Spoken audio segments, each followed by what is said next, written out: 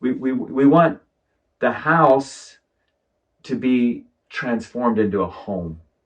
And again, a house is something that you buy, has particular square footage, right?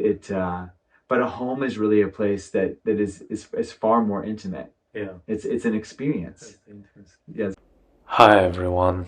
This is a conversation with a really good friend of mine, Austin Hill Shaw, who is an amazing architect who looks at architecture from a deeper aspect of it, not just from a visual and aesthetic, but also how do we bring spirit, intention, and connection into our design.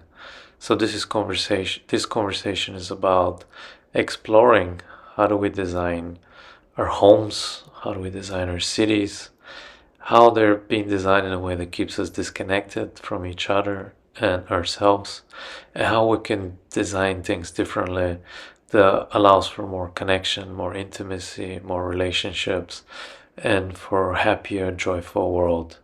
I hope you enjoy this conversation as much as I did.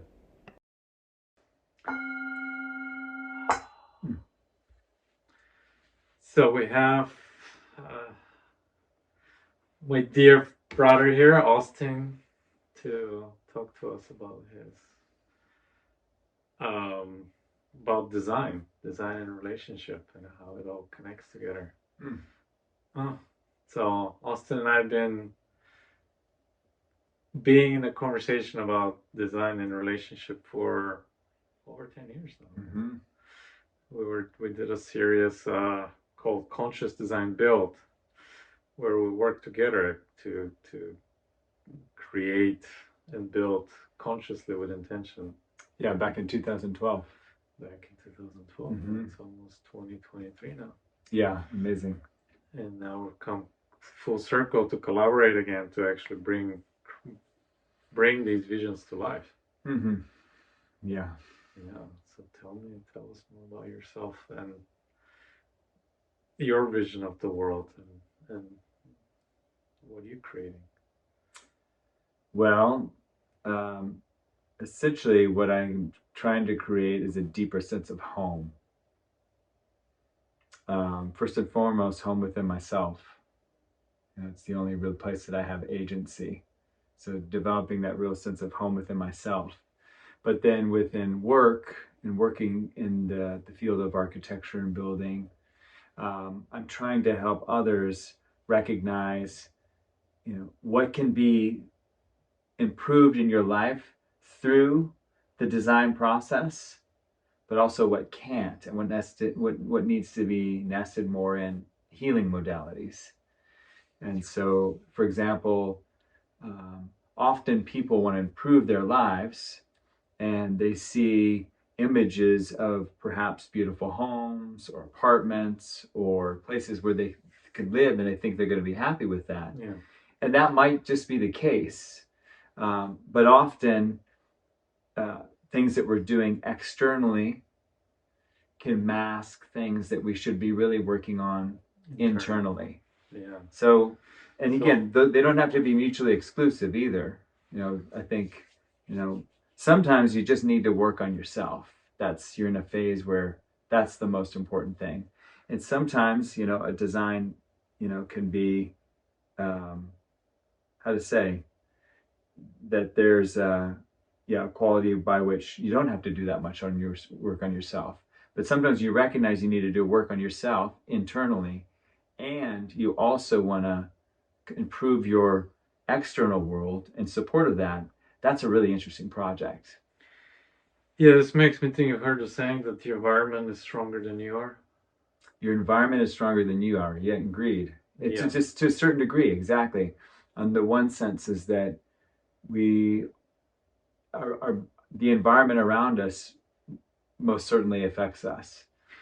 Yeah, and I think it's a tricky saying, because I find that in the environment also is our internal environment too. Mm-hmm. Like if I live in a world of victimhood and not enough and lack and separateness, that's the environment I live inside of. And then my external environment usually starts to reflect that, Mm-hmm. right? And then, but most of us don't want to look internal. It's like I want to change my external environment, but I've met people that have millions of dollars and they have everything to show for it, but internally they're still living in an environment that is not happy. So you're exploring a question on how to connect the two, Yeah, and have your external environment reflect more a healthy internal a environment. healthy internal environment, exactly. And none of us are perfect, first of all. Like everybody has the things that they're working on internally. But I come across some people that they're interested in doing a design project, some sort of a remodel or a ground up, but their intentions are not in the right place. Maybe they're doing it because they want to prove something to somebody. That's not a really good way for doing something. Or, I know people who have talked about, well, my long dead grandfather or grandmother was really successful, and I want to show my own ability to be success within this particular, in the current market structure by designing like a really beautiful house and living in it. But again, you're trying to prove something to somebody else to try to get, even a sense of, I'm okay externally. Yeah, and even like last year when interest rates were really low and housing market was booming, people were like, "Oh, I can refinance, and now I have a few $100,000 to remodel my house." But they have the resources all of a sudden, but they don't have a sense of vision. Yeah. There's not a deeper connection to what they want to create, the sense of home, as you would say. Right. And exactly. And typically we're not, most folks don't actually engage us in that way. The sort of medium in society is basically, it's not about self-examination, it's more about distraction. Yeah. Right. There's just so many things that do distractions. There's the entertainment industry. There's, of course, consumer goods. There's things that we can buy, experiences we can have. So what I like to do is really, and is to build a real strong relationship and strong understanding of who the people are that I'm working with, and not only who they are, but also sharing things about me, so that we actually build intimacy into the project right from the start. I call it rapport building. And we're investing in getting to know one another, because typically these projects last for months or years. So you are in a long-term relationship, whether you like it or not, right? And if your first real conversation happens when there's some disagreement as you're going along in the process, that's not a good way to get to know a person. Yeah. Right? But if you've already practiced getting to know one another, we do something we call the full spectrum client intake, which is, it's a 2-hour interview of each person. And if there's a couple, husband and wives, or some other arrangement, each person gets a 2-hour interview. And the reason for that is first and foremost, I want to know each person individually, because often couples will try to please each other, and they won't say, they're like, or say, well, I know that he or she doesn't like that, so I'm not going to say it. Yeah. But really, for there to be a good design, you need to have an honest sense of what one person's values are versus another. Yeah. It doesn't have to be the same. And people will often say, well, it sounds like our interviews are totally different. I'm like, that's okay. That's polarity. Yeah. That's one of the reasons you came together. You're not the same person. So, yeah. So how did this process? Because before I ask that question, so I'm curious because you refer to yourself as a homemaker. Yeah. So what's your definition of home? Oh gosh, that's such a. I don't know if I have a really good definition of home.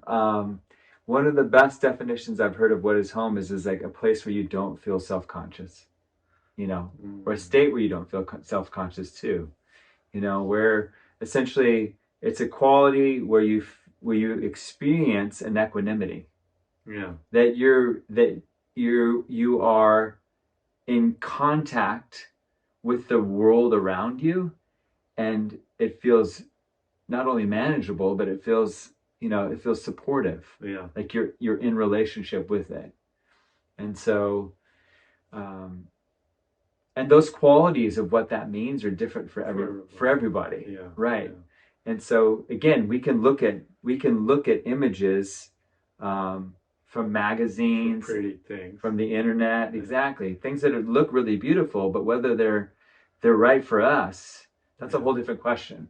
Yeah. Yeah.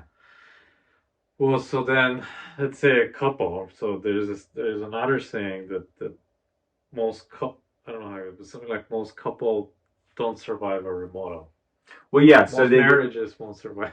well, yeah. It's not that bad, but it's pretty bad. Like 50. So supposedly, this is a house survey.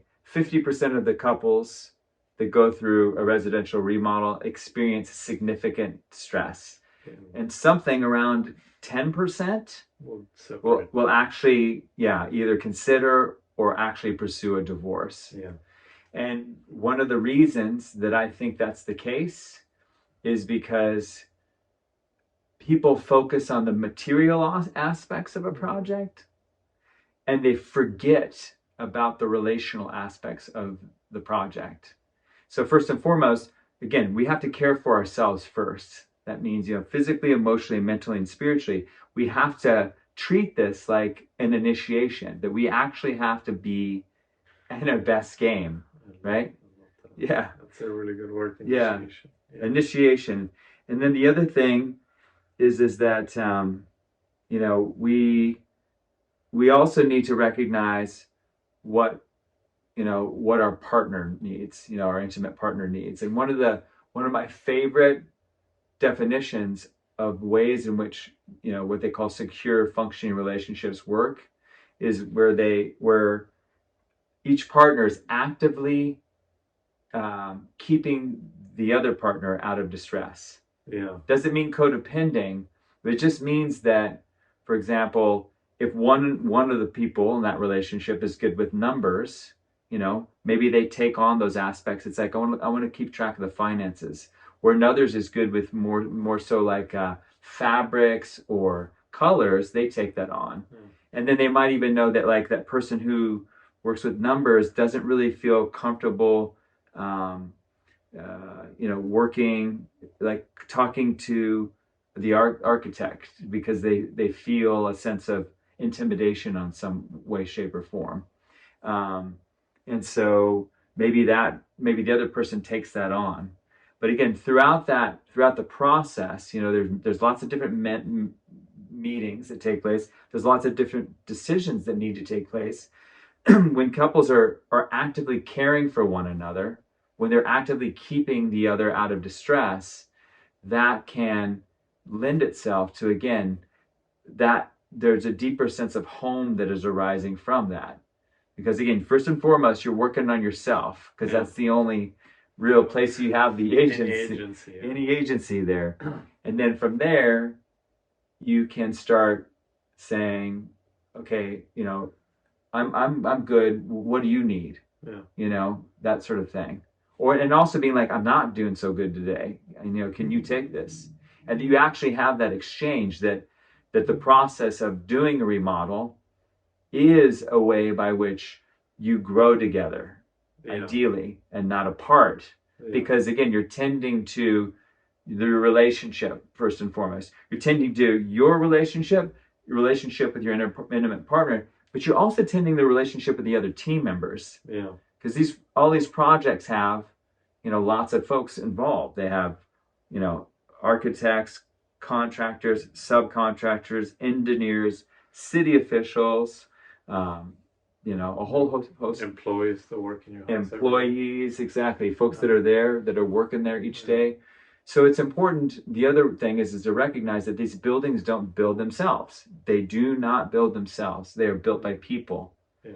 And therefore, and every person on that is bringing value. And that's the way they need to be treated. Yeah. Right? They need to be treated that they are actually bringing value. They are also bringing either their love or their spite into your project, Yeah. right? And you actually have some influence in that, and that comes down to the way you treat people, Yeah. right? And so I want to go back to the word initiation. So if a couple is coming into a project and they're stepping into, maybe they bought a house and now they want to transform it into a home. Mm-hmm. So the initiation is so it's going through this internal process of growing, working together, and then from there figuring out the design. Like, and what if within this process we find a lot of differences? How do we handle that? Like, let's say she wants more of a sacred place, and I want more of a playground. Let's say I want a playroom, and she wants a temple room. Mm-hmm. Yeah. Like, how do you handle that with the design? Yeah, so the way that we work with that is that, again, by going through the full spectrum client intake, the whole idea is as asking 6 questions that move through your material understanding of reality up to your spiritual understanding of reality, with all these other questions in between, including ones that are looking at your beliefs and values. And so one of the interesting things about when you step into a design project, you might have a sense of the things you want to change, which we call the scope of work. But there's always an exploration that needs to take place because, again, each person that goes into a project, especially homeowners, most of whom are not designers or not builders, they may have a sense that they really want something, for example, like a balcony somewhere, that most people actually don't end up using, right? So some people do, but just actually, so when we go through the full spectrum client intake and we're asking questions about these different aspects of who a person is, we're starting to look at, first of all, things like what does a typical day look like for you, right? And when you start to see what a typical day looks like, you start to get a sense of like, oh, this is this particular kind of house. This is a house where they're welcoming a lot of kids, or this is a house where the person really likes their personal space, or this is a house that they love entertaining on some particular way, or this is a place where a person just wants to go do their art, or write, that sort of thing. So when you start to get the narrative of what a person was and how they live in their home now, and also the things that bring them joy already that are working for them, but also things that are bringing them distress, that starts to allow a narrative to come about. So you're not just looking at a person, without any understanding. You're starting to see the things that sort of shape their lives, both the things that are working well and the things that are challenging. And you also start to see their beliefs and values, like what are really meaningful to them. And when you understand those things that are meaningful to them, sometimes it's family, sometimes it's gardening, sometimes it's a political cause, sometimes it's they're really concerned about the environment, or they love creativity and innovation. It's everybody has a slightly different sense of what is valuable to them, what they believe in. So again, when by having that conversation up front, then it allows these conversations to be guided in a way that basically say, hey, I know you, husband, have a sense of this room wanting to be bigger, and you, wife, have an idea that it should be smaller or more intimate. How can we do both? Yeah. Right? It's those places actually where there's a tension between opposites, which are actually the most fun places of design. That's where the unknown things pop up. But that's so fun because they can also help their relationship so much. It can, exactly. Because they get to be more honest and learn more about each other. Yeah. And that could be a process of bringing them closer together. Exactly, because in any relationship that's polarizing, he's like this, she's like this, or however the arrangement is, right? And so one of the great things about the full spectrum client intake, by interviewing each person separately, again, the other thing is I record them, you have them transcribed. And so as opposed to saying, here's what I want in the project, you can just say, here's the recording. or even send them a link, and they get to listen almost like a podcast to an interview of this person that they know intimately. But in any relationship, you're always, there's generalizations that you put on your partner, right? And so what the interview process does is it starts to, again, create a new sense of like, wow, I didn't know that about you. It's almost like it refreshes the relationship itself, because first of all, there'll be things that I knew about her, or like, I didn't know that, because we're trying to go more in depth. That's the nature of relationship-based design and construction. Like, the more that you make it personal, the better it comes out. Because mostly I'm working on homes. There's some other things. I've done some commercial projects, done some retreat centers and things of that sort. But homes, are these places where our most intimate experiences in our lives unfold. And so the relationships between people should also be intimate. They should be honest. They should be forthright.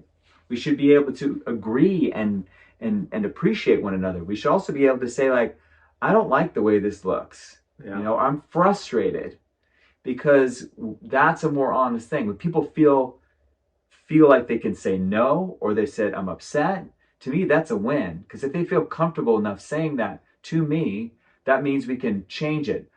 Rather than a person going like, gosh, internally thinking, I really don't like that, but I don't want to rock the boat here or anything. Because then you don't end up with a house that's yours, right? And that's the goal, is that we want people's, as you said earlier, we want the house to be transformed into a home. And again, a house is something that you buy, has particular square footage, right? But a home is really a place that is far more intimate. It's an experience. It's the intimacy. Well, I'm curious. Put you on the spot here. Right. Please. So as we have these, as you and I have talked about these things, I think the world is starving and wanting to go back more to connecting, to live more connected to nature, more connected to the elements, truly the elements of life, water, earth, like fire, air. Like, we're so disconnected. We live in these boxes of that are 72 degrees all year round, and we live in such a disconnected world. And that also, I believe, creates disconnections from ourselves. As we're disconnected from each other, from nature, we get lost touch with ourselves. We get lost touch with each other. We get lost touch with the unity that, when you're connected to nature, that everything's interconnected in the world. But if you're in a box of 72 degrees all year round, no matter rain, snow, or sun, I'm not connected anymore. So I think the world is wanting to move closer to that, and people want to come together and live more in communal ways, and create these what I'm calling like little eco villages or eco. How do you see all that, creating a home on that scale? Let's say 5 families want to buy 20 acres and create a homestead or something like that. Yeah. So first of all, just to, mostly people have lived in community for most of human history. And somehow, really kind of post World War II, and especially in the United States, there's been a real push towards the suburbs, each person owning their own home, and really sort of an emphasis on the nuclear family, and just having maybe a husband and wife, 1 or 2 kids, and they're living, again, as you said, in a box. That's not how people have lived historically. And unfortunately, through that kind of creation of really kind of the suburbs, but that sort of low density housing, we've really ended up with neighborhoods that just feel kind of dead. and they can only, you can only drive really to get to services. And most people don't know their neighbor on any intimate basis. And what has resulted is that, the current Surgeon General has said is like we are in a loneliness epidemic. Yeah, true. And that loneliness epidemic is driving, so many of the ills that we have in society today. And it's part of the design of the whole suburb, that everything is so isolated. Every suburb you have this huge market that you have to go to get your stuff. You have a mall or something. Yeah. And then you go back into your isolated box. So you can't even say it's a design flaw in a sense. It is a design flaw in the sense, and there's also a sense that, again, we want to be financially independent. Yeah. And what that means is that when we're financially independent, we don't need anybody because we have enough money where we can do things transactionally. I know. And that sounds like a great thing on some levels, really convenient. But it's not. It's not. I was fortunate enough, like I grew up in Bulgaria, which it's not a financially well-off country, especially at the time I was growing up. But still, it's not compared to the U.S. Yeah. And I remember I noticed within myself, I also came here as an immigrant, not knowing people. I really relate on community. And just noticed that my thinking is when I needed something, I would think like, who do I know? Right. And I noticed that Americans, people around me, they were like, when I need something, it's like, oh, who do I pay? Oh my gosh. That's right? Yeah. And I was like, oh, I need designer. Oh, I call my friend Austin. Like, he's a designer. You could still get paid or whatever. But I'm thinking about community. Thinking about the relationship. Yeah. And I have a friend of mine that has an auto shop, and it's way out of my way. It's not a shop next to him, but he's a friend I've known for 20 years. I'll drive the extra 40 miles to go to his shop because it gives me the opportunity to connect with him. Exactly. And I still pay him, but now I've kind of incorporated both. Yeah. And the same people, they need help with something. So that way of living it's almost like because we needed each other, like created that community. Yeah. Where in America, we don't need anyone because we have to pay our bills. And that creates that isolation. Yeah. And I'm a bit of an anomaly as well, in the sense that I actually grew up in kind of the suburbs too. But I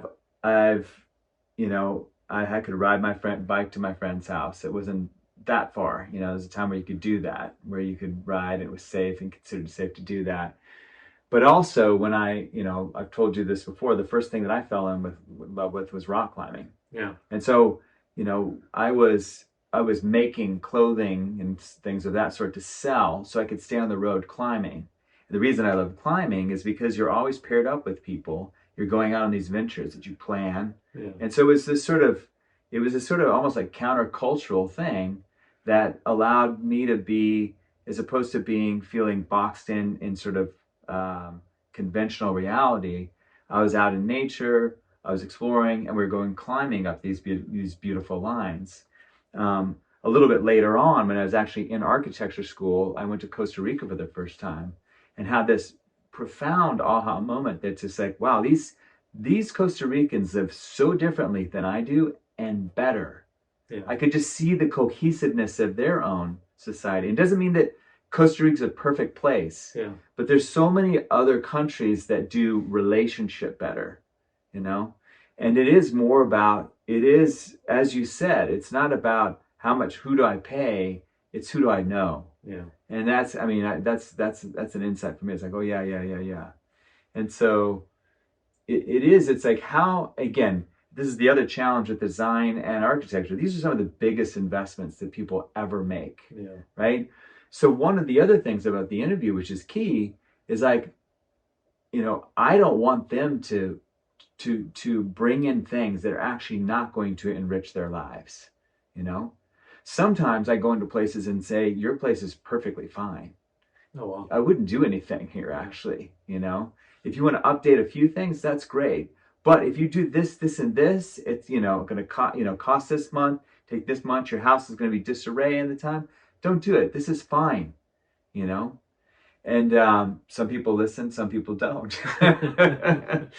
But the thing is that we're not here to keep up with the Joneses either. Yeah. Right? That's another challenge. Is that there's a whole huge advertising industry, especially in home and design. It's like here's the new sparkly thing, and everybody wants the new sparkly thing, and that's a disaster for a small planet. Right? It's also a disaster for the people who are there. It's like they get their shiny thing, and then it stops shining a few months into. It's not as shiny, right? And so, again, I'm not saying that there aren't cases where it's really valuable to upgrade and update things, but at the same time, we have come to a period in history in a small global planet where we really need to start making better decisions. And so you were talking, for example, about, again, how do we build more community? Yeah. And again, the nuclear family is broken. And this is not the way most people have lived. Exactly. Most people lived in intergenerational houses on some levels, or had people around, and that's the way it was. And so the design of the future right now is bringing us back into relationship with ourselves, with our partners, with our neighbors, with the municipalities, and with the earth and the cosmos. All of those, these are all opportunities that can be incorporated within the design process. And it doesn't mean this is like an extra thing that you have to do, right? You build it in from the start, and then it becomes natural, right? And that's just another way of looking at it there. Yeah. But I do think it is the way that we've been building is not sustainable. Yeah. And not only is not sustainable, it's not particularly enjoyable to live an isolated life. Yeah. Just in your big home watching Netflix by yourself or with somebody else. It's hard on everybody. Like, we are wired for relationship, and therefore the more that we can create, not only wired into the process of designing and working with one another, creating spaces that are intended for connection, intimacy. Exactly. So like co-housing situations where you have your amenities that you share, and you have places where you can gather, and then you also have places for private, more intimate activities, those sorts of things, and where you can sort of retract. Isn't like that's like a Denmark or Danish or the thing in Denmark? They built like apartment buildings like that, where you have your apartment, but it doesn't have a kitchen. So like 6 or 8 apartment have a big shared kitchen. It's actually cheaper. Yeah. And they say that like the happiness, like people in those communities are way more satisfied and happy, and they have some basic minimal commitment. Like you gotta once a month or something, you cook dinner for the whole. Yeah. So yeah. Exactly. Versus it's just like financial independence versus I'm relying on you. Relying on you. But that leaning on one another that's what creates the relating. Yeah. It also creates trust. Safety. And saves money. Yeah. It's like, so there was a woman, Jane Jacobs, who wrote a book, The Life and Death of American Cities. And she talked about it. It's like, the old version of cities were ones where everybody knew one another. Yeah. And the kids were all watched, together. Yeah. And if something was going, amiss, like people didn't hide, they went out to try to resolve it.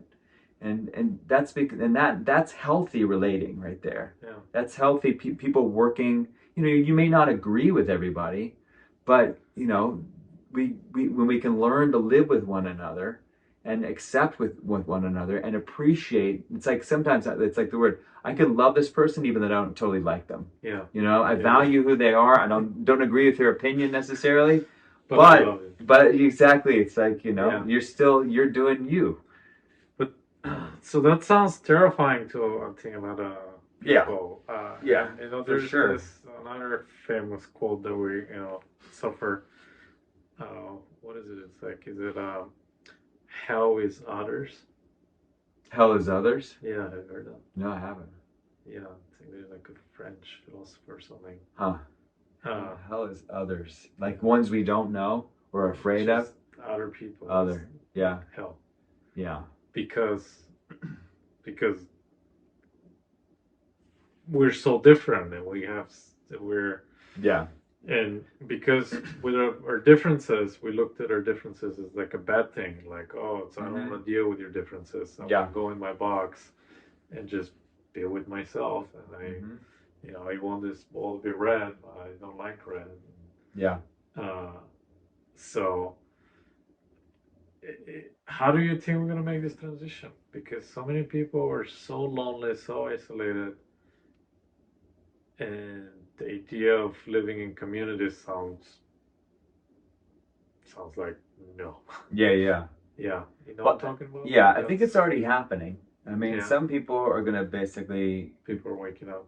yeah, and also there are always going to be people that are like, no, I want to stay in my box. I want to stay in my box, and that's okay, And I think it goes back to being connected to nature, because once you're connected to nature, even if you logically don't get it, your body gets that you're interdependent.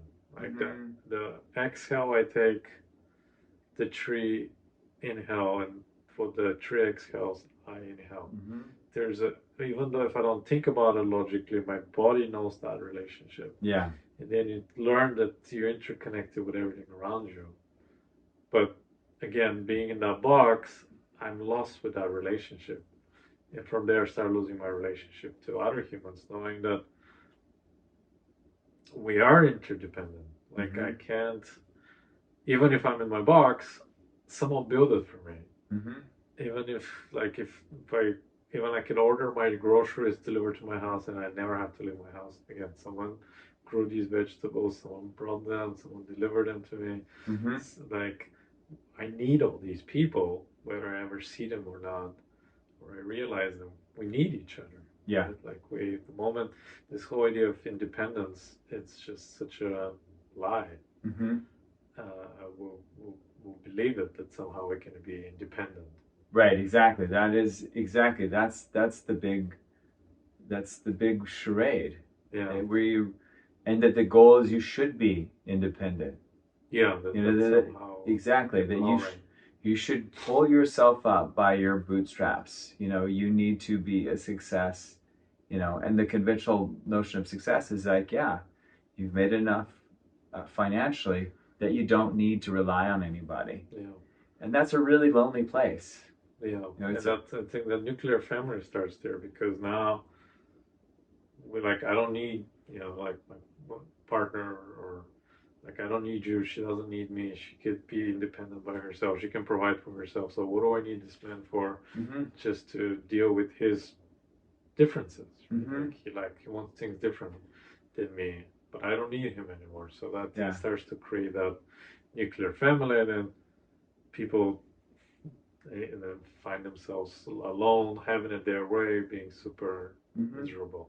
Yeah, and the other thing about the nuclear family is that often because you don't have other families around directly, you're not getting any reflection. Yeah. And so sometimes, partners are totally enmeshed with one another because they're not getting connection anywhere else. Yeah. And that's also problematic.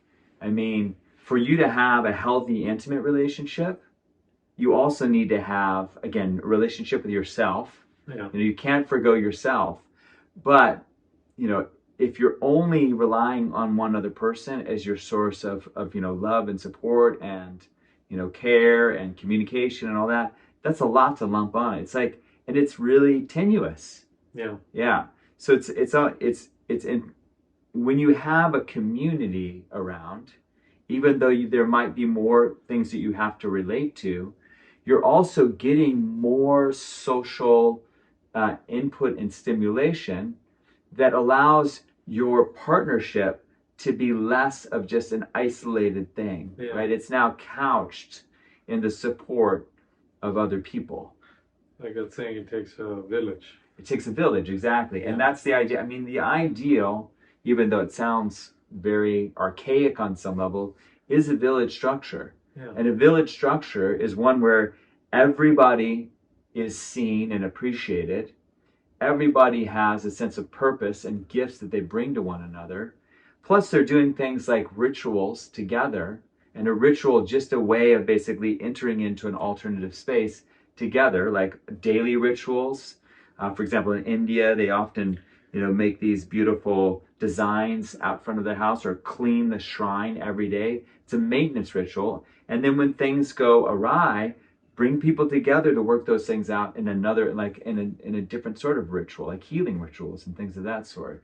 So again, and those things can be incorporated into this world too. We can sit down and say, okay, let's express our gratitude right now, and then have a discussion, and then close with gratitude again. Yeah. Very simple things. So so ritual in a sense, it's so important. We've lost ourselves, the connection to ritual, I think, because which in a way you can argue it's a good thing when there's this saying like religion is dead. Yeah. That came within like the modern world in the last maybe 60 years. Which there was beauty and power on that, because people started connecting more to their inner selves, not relying on an external God. Yeah. There's power in that. But then we lost sense with the sacred, and we lost sense with the ritual. Yeah. Which again is another place. We're going back to this nuclear isolation and loneliness. Yeah. Because if you're lost touch with the sacred, then life's pretty mundane. Totally. Yeah.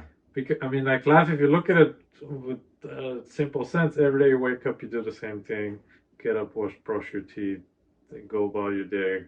Ends. It's pretty mundane. Yeah. But when you add the sacred into the mundaneness, then I'll find the beauty in life. Yeah.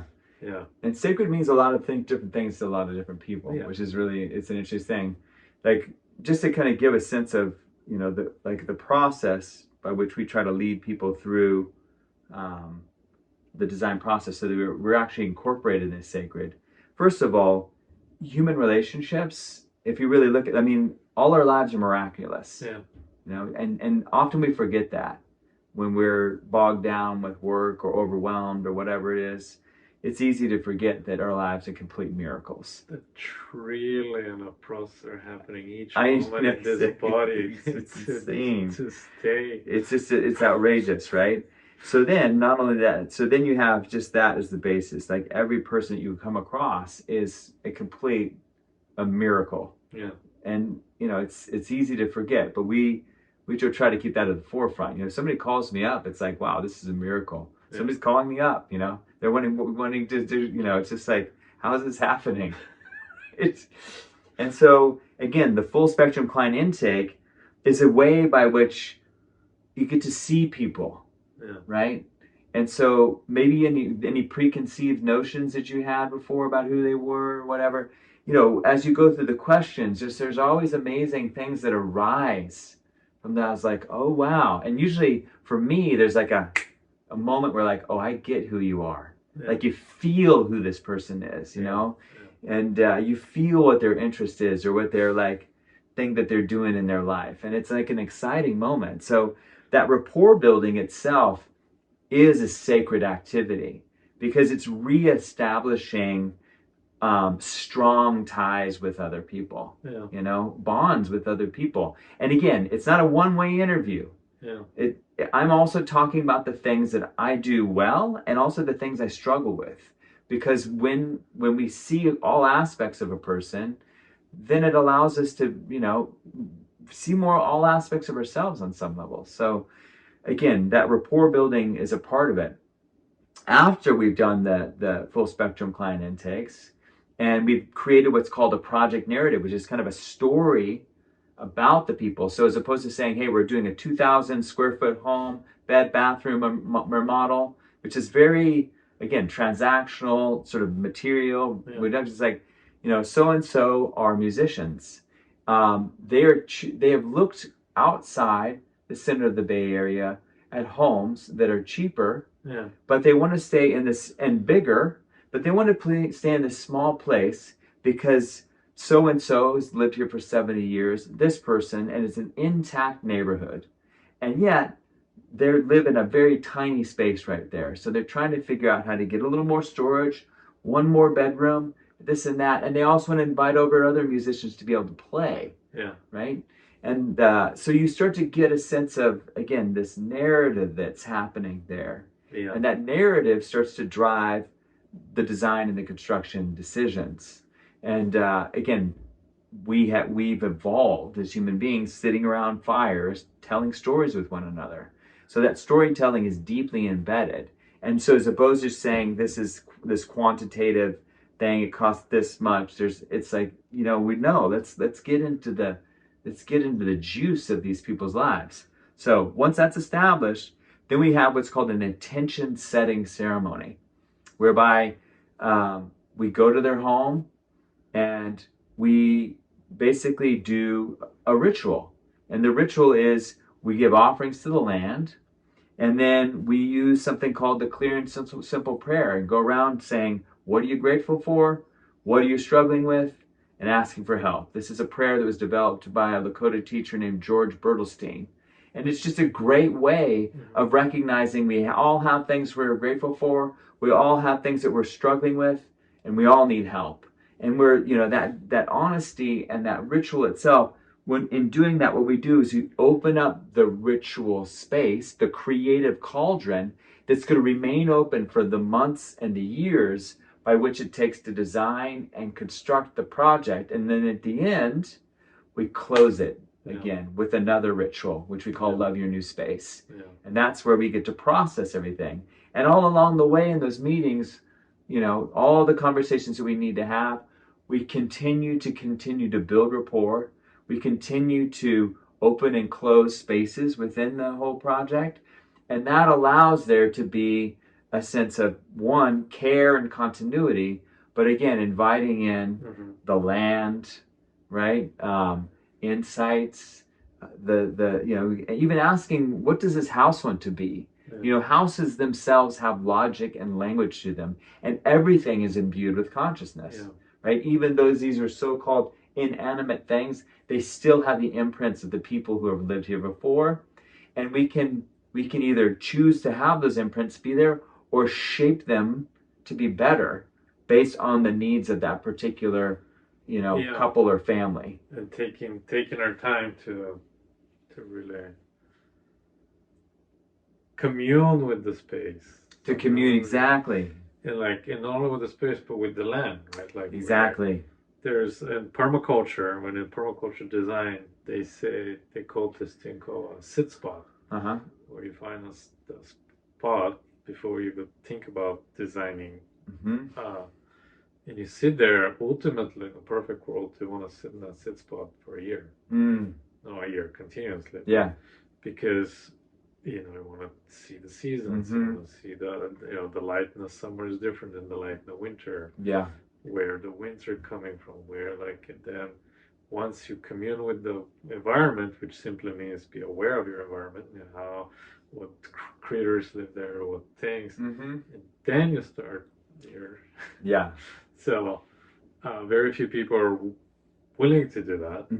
But so if it's not a year, maybe take some time to commune with your space and to think about where's the light coming from, what's happening, and then also if you have these questions in mind of ritual and nature, and you're wanting to incorporate those in design, as you say, sitting around the fire, where's the space in the house where we're going to have ritual, even if it's as simple as for us to sit down, look each other in the eyes, and share some gratitudes. Yeah. Where's the place we're going to sit around the fire, even if we don't have a fireplace? Well, how do we create that within our design? What elements we could bring that connect us to nature? Again, that with the elements, maybe bringing water, fire, all these things. Yeah, and I love what you said. Also, just the sense of the sit spot, Yeah. right? If people said, "Yeah, we've just moved into this place, we want to work on it," typically I try to discourage them from doing that immediately, unless Yeah. there's some real tricky things, because you don't know what a space is like until you actually inhabit it. Yeah. And that's what's, so again, whether it's a built space or whether you're working on a ground up project that's happening on land, you especially need to care for it then. And that's one of the reasons that, so much conventional housing right now feels a bit soulless, because it's not, the designs aren't necessarily oriented for the way that the sun moves, or it's oriented, just it's a practicality that's plopped down somewhere. Yes. And that actually makes us feel disconnected from place. Yeah. If we're not, if we're not if we're not tending to it. And that's another thing that it's like, the other thing about being in a home is that homes always need maintenance. You got to clean it, you got to work with it, and that's an argument for having smaller homes. And but the other thing is that you need to tend to it, right? And tending is really, Native Americans and other indigenous tribes have tended to tend to forests. Like there's a misnomer that humans, have always just been sort of destroying the natural world. Stewards. Exactly. It's a really good word. Stewarding, exactly. Stewarding. But the tending actually means it's almost like where you're going and checking on things and you're relating to it. Just a while ago, we were sitting in a tree, a 1,500-year-old tree, right? Before this conversation earlier today. And that tree was, the reason you can sit inside of it, it's the grandmother redwood, is because the natives in that area were tending it and helping it to open up. Yeah. So now, 1,500 years later, you have this beautiful space which you can sit in. It's a temple. It's a temple. Exactly. A friend of ours said, some people build their temples, but the indigenous often grew their temples. They grew their temples. Yeah, exactly. And so that relationship, whether it's a so-called seeming inanimate object, it still has consciousness imbued in it. Yeah. So it may not be a so-called living creature, but still a home can be tended to. Yeah. So for example, in Tibetan Buddhism, they often say when you clean, and you start to make a place bright, you bring down what are called the dralas, which are sort of like just make things sparkle. Yeah. Right? You can feel that when people are beautifying a space, and not just on a superficial level, but one that is one where they have appreciation and love for the space itself. Yeah. You can also go into a place and go like, wow, this is really aesthetically beautiful, but feels really cold. Yes. Or it feels, because it doesn't have the. It doesn't have the relationship. The relationship. Like I don't put my heart in it. You didn't put your heart in it. And the thing is, not most of us are not going to build our own homes. Yeah. But that doesn't mean you can't come into an existing structure and start a relationship with it. That's what, I think that's probably one of the most important things you can do. Yeah. Start building relationships with the structures you're in, with the things that you are using, with pots and pans. I mean, it sounds super woo-woo on some levels, but these are the implements, both the structures around us and, cups and knives and cutting boards. These are things that are allowing our lives to unfold. Where we bring ourselves to them, like sharpen your knife, or oil your cutting board, or don't just wear it out and throw it away and then get something new. It's more so like build a relationship with it. And that in and of itself is a way of continuing to build a sense of relationship after the project is over with, right? And it's essential. Yeah, it's essential. It's so beautiful. What a world we could live. Yeah. If we have a world and we design it in a sense where we're connected to the elements, we're connected to each other. We include ritual, we include place for conversation and connection. These days, most homes, people think about putting an office, putting a gym, putting a theater room. These are all like very privatization of what was the commons. Exactly. You know, that's no fun either. Yeah, that's not. Yeah. Yeah. So then you never leave your house. You don't leave your house. You know. Yeah. And it's isolating. And isolating. You know, people who live isolated lives, people who have been lonely for a good portion of their lives, have physiologies equivalent to a person who smokes 2 packs of cigarettes a day. Yeah. Like we are wired to be connected. Yes. You know, and for some of us, it's like, we're gonna have to relearn that muscle, but it's essential. I think a lot of the sickness, a lot of the challenges, a lot of the violence, a lot of the upheaval comes from people. It's not that they're angry, they're lonely. Yeah. They're lonely, Yeah, it's such a good, like, violence. It's hard to be violent if you're living in community.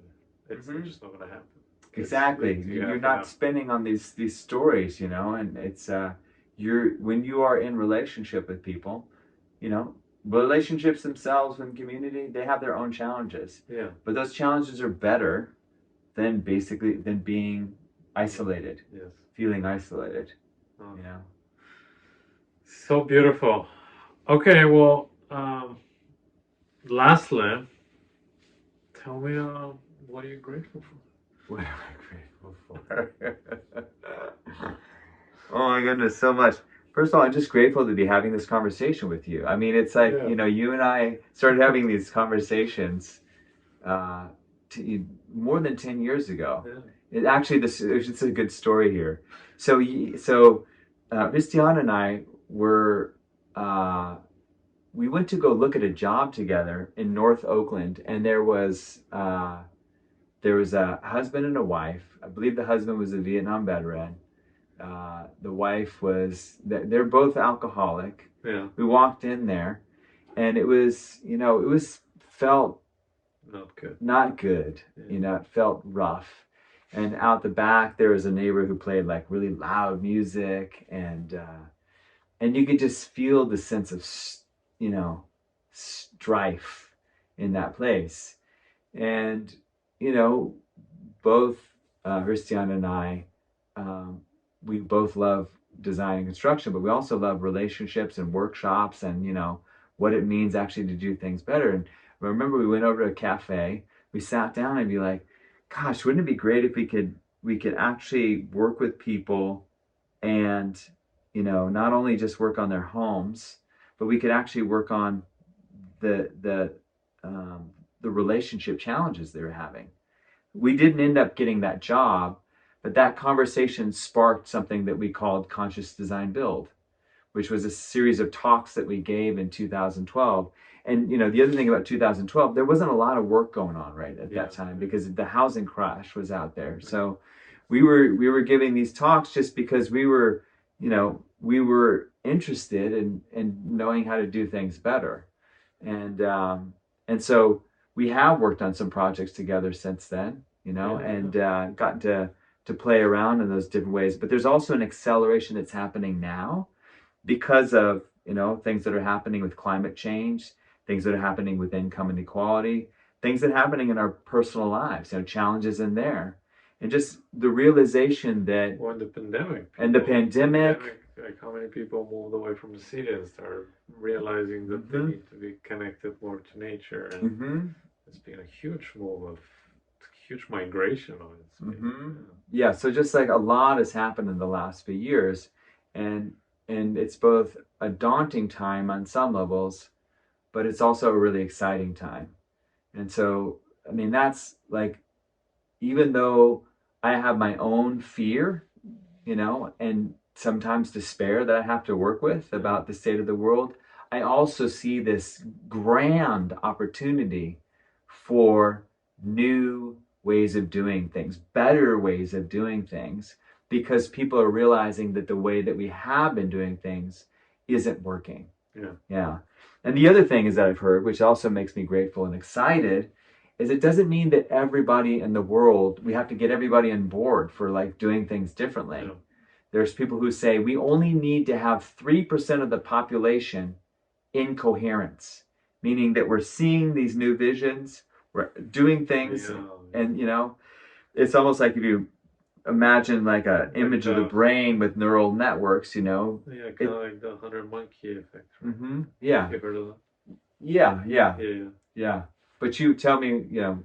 With a 100 monkey effect, they find out they teach these monkey on some island somewhere to Mhm. wash their potatoes they were eating or something in the ocean with salt water or something. I don't know exactly the story, but the moment these monkeys incorporated this habit or this new way of doing something, all of a sudden all monkeys around the world start doing the same thing. Oh, that's interesting. That's Yeah. a coherence, total coherent Yeah. story. But that's exciting to me. I mean, I'm grateful for that, and I'm just grateful to be talking to you. You know, we went on a hike today. We sat in this tree today. We just talked about things today, Yeah. and so we got to be in relationship all day, and moving around the beautiful redwoods and those sorts of things. So for that, I'm grateful too. And also, you and I love to talk, and we see things, in a very interesting way. And you hold the point of the builder, and I hold the point of view of the designer, even though we're working together. But that is a conversation that is often fraught. Often architects and builders are like this with one another. That's not been the case with us. Yeah. And it's part of our, I think it's part of our mutual um, purposes in life is actually to bring people together in that way, to actually establish stronger bonds, because those are better projects. Yeah, absolutely. So I'm definitely excited about that. And I didn't know that we'd be having this conversation. It's just like we sat down and just did this, and it's great. So I'm super grateful for that too. Yeah. And I'm grateful for all of you that will watch this, hopefully, and gain something from it, and choose to do something, with your own home situation that makes it better. Like, you can always make it better, and that's a key element there. Yeah. That actually you do have agency in that too. If you paint a wall, with a sense of love and appreciation, that wall is going to start to transmit that love back to you. Yeah. It's that easy, right? It doesn't have to. So crazy. Yeah, it's like you don't need to. It doesn't have to be Pinterest, like knock it out of the park sort of thing. Little baby steps and care, putting some flowers in there, making things look beautiful. That's home building 101. Yeah. Nice. Yeah. I love it. Yeah. Well, what I'm grateful for, is first of all conversation and interaction, and like I do love deep, meaningful conversations. They're so fulfilling for my heart. The most fun I can have is in a deep conversation. Yeah. I'm grateful for you. I'm grateful for friendship. Me I'm too. grateful for your wisdom. And I think this is such an important conversation. I have two passions in life, and one that's intimate relationships, and kind of, I mean, maybe I said that wrong. Two passions. I have many passions, but two occupation. What do you call vocations. It? Two vocations. Yeah. One's building, and one's teaching relationships. And it's interesting. They said, I'm in the same boat there. It's like design, but relationships. Like, how do we do that better? Yeah. So to talk about with someone about both, that's a lot of fun for me. I know, for me too. That's funny. Yeah. I'm grateful for technology. I'm grateful for the internet, that we can have this conversation, and maybe some other person somewhere else in the world can hear this conversation. It can spark something in them. Yeah. We live in such an interesting time where that was never possible. At best, if we had this conversation, it either stayed between us, or maybe we can invite 5 or 10 other people to hear it. Yeah. And now, the fact that even 100 people can see that is a miracle in itself. And the fact that we have this technology, a little phone and a little camera, and just we have a recording. Yeah, exactly. I'm just Yeah, the magic of that. it's magical. So yeah, thank you. I think it's Yeah, a good place to wrap it up. it's a good place to wrap it up. Thanks so much for spending time with us, whoever you are, whoever Yeah. you'll be. And what do we say? The multiverse. You've already seen this, Yeah. or When it's they see it's, it, they've already seen it's it. always already If you got happened. to this point, you've already seen it. Yeah, exactly. It's fascinating that, like, I've been listening to Byron Katie a lot. Maybe a lot of you know her, but like, she's been writing and teaching for 40 years now. But like, and I'm relating to her teachings from 20 years ago Hmm. as if it's happening now. In my mind, she's talking to me now, but Yeah. she said those things 20 years ago Right. in a book or in a video. Yeah. So yeah, whenever you're watching this, thanks for sticking all the way to this point. Until next time. Till next time.